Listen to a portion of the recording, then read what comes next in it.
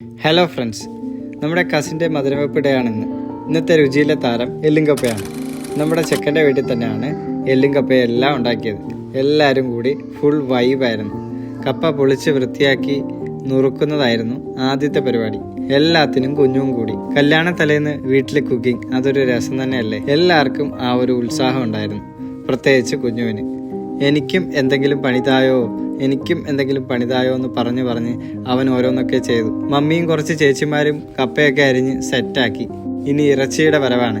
ഇറച്ചിയൊക്കെ നന്നായി കഴുകി സെറ്റാക്കി. എല്ലും മീറ്റും ചേർന്ന് വരുന്ന പീസാണ് ഇതിനായി എടുക്കുന്നത്. ഈ അങ്കിളുമാരാണ് എല്ലും കപ്പയുടെ പ്രിപ്പറേഷനിലെ മെയിൻ ആൾക്കാർ. ഇവരാണ് ഇതിന് പ്രധാന പരിപാടികളൊക്കെ ചെയ്യുന്നത്. അരിഞ്ഞു വെച്ച സവാളയും മുളകൊക്കെ ആയി അവർ കലാപരിപാടി തുടങ്ങി. വേണ്ട മസാലകളൊക്കെ ഓരോന്നായി ഇട്ടു. ഇറച്ചിക്കറി ഉണ്ടാക്കലായിരുന്നു ആദ്യത്തെ ജോലി. കാണുന്ന പോലെ അത്ര എളുപ്പമല്ല ഇത് കേട്ടോ. വിറകടപ്പിലായതുകൊണ്ട് അതിൻ്റെതായ ഒരു ടേസ്റ്റ് എല്ലും കപ്പയ്ക്ക് കാണുമെന്ന് ഇവർ പറഞ്ഞായിരുന്നു. പിന്നെ അതുമാത്രമല്ല, അതിൻ്റെതായ ഒരു ബുദ്ധിമുട്ടും ഉണ്ട് കേട്ടോ. അങ്ങനെ ഇറച്ചിയൊക്കെ വേവിച്ച് സെറ്റാക്കി വെച്ചു. ഇനി കപ്പ വേവിക്കലാണ്.